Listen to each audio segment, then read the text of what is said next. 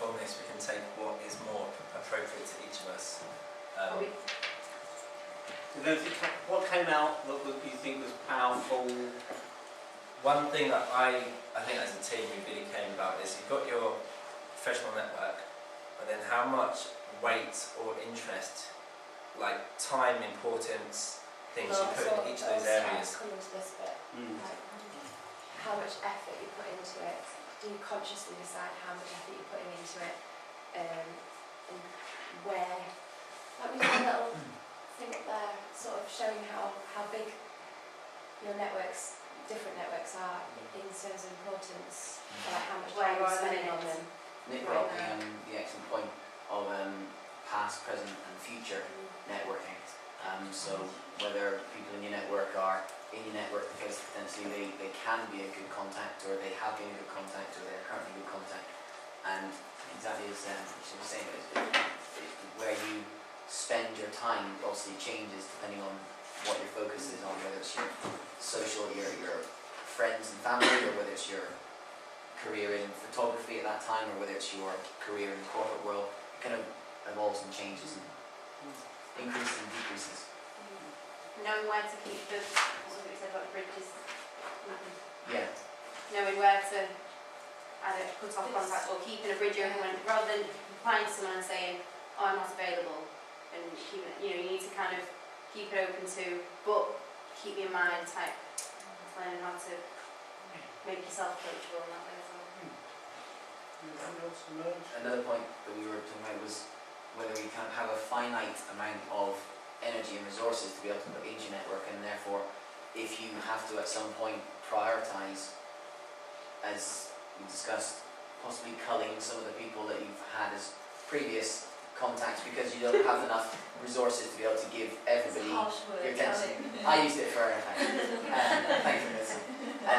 Or whether you had to concentrate your efforts on the people that were most important, or dilute your efforts and resources to try and keep everybody happy. That's management, isn't it? One quick point, I think it said in the reader, one part of it was, professional network can be like-minded people together, so it can be a job, a dance class, academically, or equally at the pub, at a gig, somebody you could be talking to people, and it turns out this person's a photographer, an artist, like things that could benefit you, that you've not really professionally wouldn't have thought of it, but ultimately would be part of your professional network if you wanted something to think about. Okay. Any responses to that? Observations? It's really I don't know, I really like the bit about the strength of relationships, because it does make a difference, and you sometimes don't realise that you can end up being very in the moment, oh, I'm doing this, I'll talk to these people, but then what about everything else that you've been part of before, and how do you And also if devote? maybe you've got like a social friend or contact who you check in with once every 6 months, a year, whereas maybe if you spoke to them every week, you'd get a lot more back. Like, they're not going to go away, maybe they were sound contact, but... So that's like the sort of thing you were talking about giving, isn't it? So if you give more to them, then it's going to come back. I think it's really helpful. The thing came out for me was about, well, you used the term management, but kind of in a way it's the decisions that your network is a set. Yeah, the network is a set of decisions in another way of looking at it, and what criteria am I applying when I make a decision, whether it's do I have a finite amount of energy and time, or am I focused in a particular way at a particular moment. So I think that's networks as decisions, I suppose.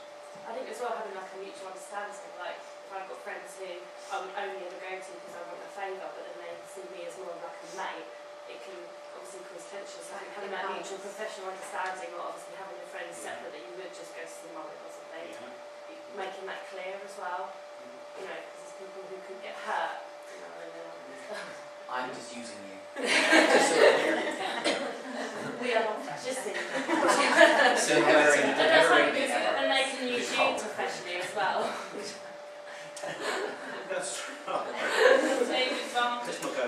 Yeah. So, but I think that's really important point, isn't it? It's about kind of unwritten kind of agreement contract about what's kind of in a way what's going on. Are you asking someone to help you, and they help you because they want to, they get some satisfaction out of supporting and helping you because they're giving you a contact of theirs, you know, they're doing you a favour in other words, or, you know, is the expectation you're going to help them with something else later on, or, so, and that you can't, I mean, you can't write that down, that stuff, can you? It's about, it's just a kind of feeling you have.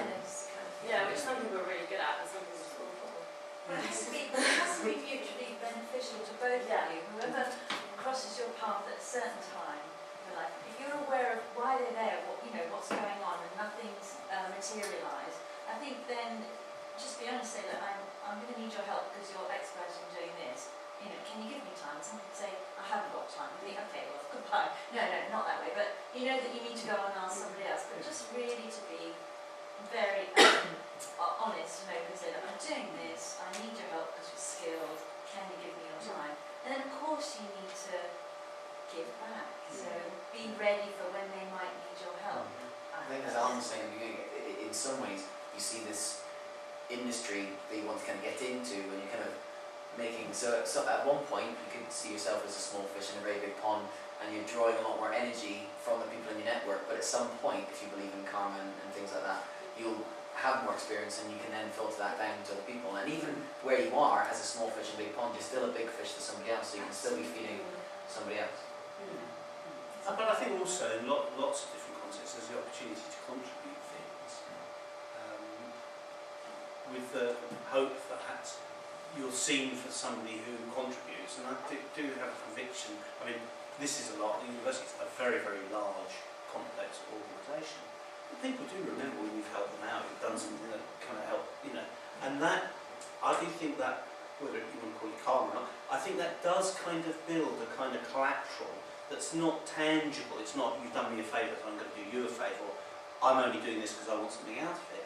You build a sort of, it may be partly a reputation, but you certainly build a sort of sense that, you know, when your name pops up, oh yeah, that's, yes, I know that, you know, we should try and do that for them. Or, you know, so I think it's worth thinking further.